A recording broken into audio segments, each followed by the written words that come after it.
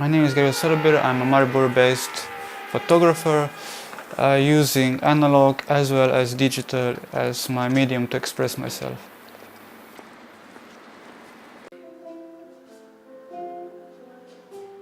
Analog photography, in my eyes, is a much more true photography than digital, in the sense of that you actually create something with a more precise, more focused, because of the whole 36 or less frames on a film. You need to be precise, you need to be careful, and you need to know the whole process. In the digital photography, you can take many photos in a row and then pick up this really moment. In the analog photography especially, it can go so many things wrong, but in the end you get the result and you have a physical photography, or the negatives as a physical. Digital files, of course, they are stored in a SD card or some memory cards, and they aren't physical.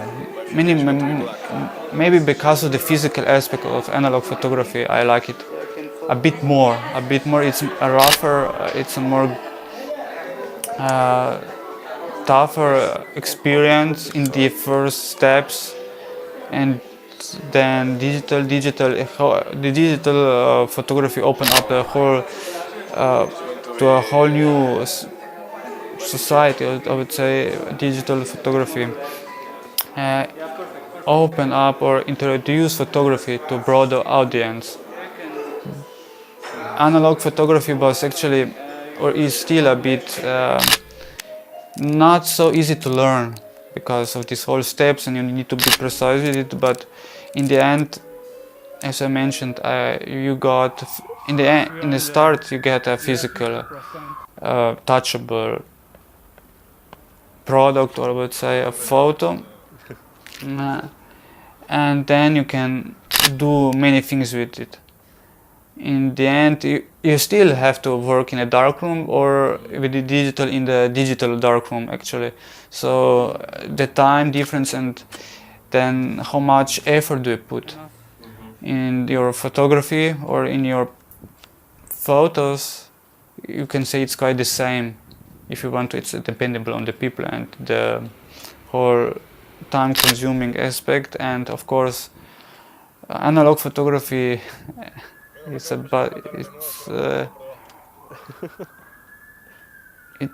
much truer, a much more.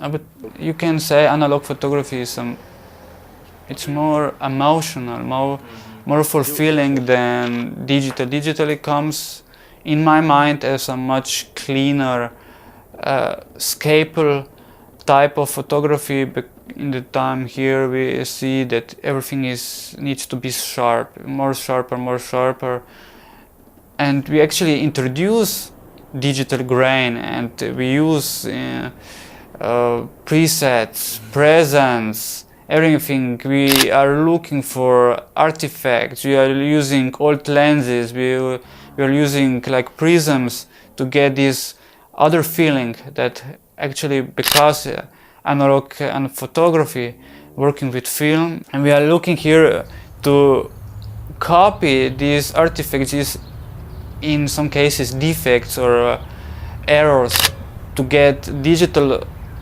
files or digital photos to a level that are not quite the same. Analog photography, in my eyes, is a much truer, natural, emotional process than digital.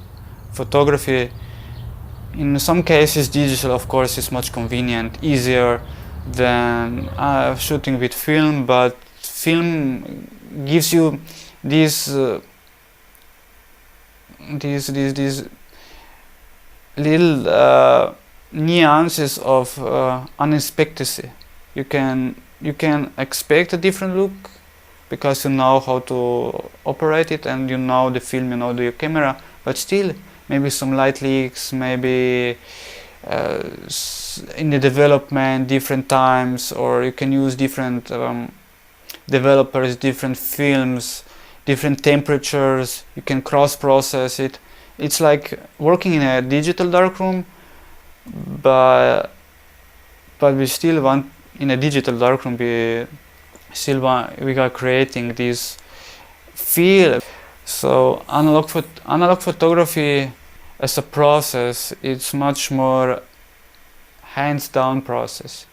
You need to be precise, you need to know what you're actually doing, or you can experiment. You can go different routes, you can use different films, you can use different developers, you can use different cameras, you can use filters, and you can, in the process, cross-process it. You can experiment as you want. It's quite the same as working in a digital shoot. And then if you process yourself, of course, choosing the right developer, the right temperature, and then you develop the film, and then the moment when you can finally, after the fixing, after the washing, it's much important. After when you are actually developing on your own, in the end of the washing period, you open the developer tank and you can see the photo, and the photos, or the photos are here. And then after that you make a contact copy of the whole film, and then you decide which photo will print.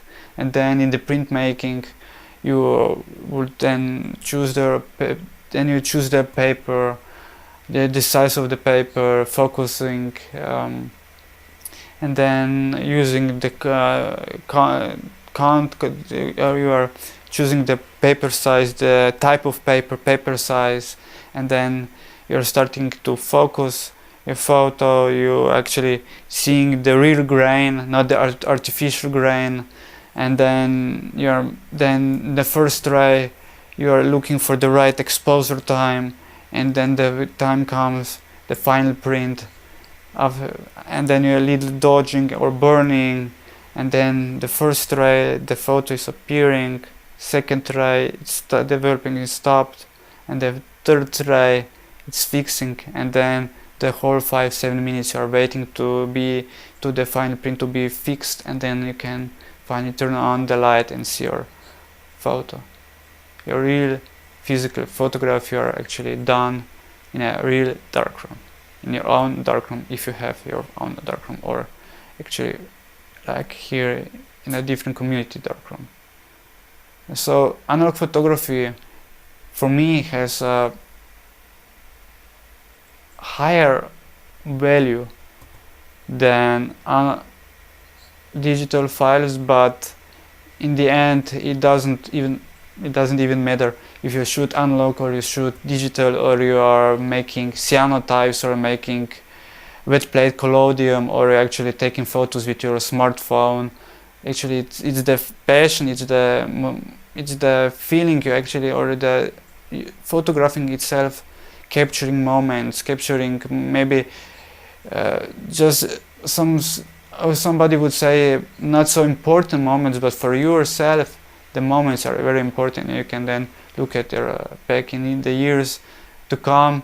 Okay, this was the holiday. Okay, this was with my parents, and this is the true power of photography.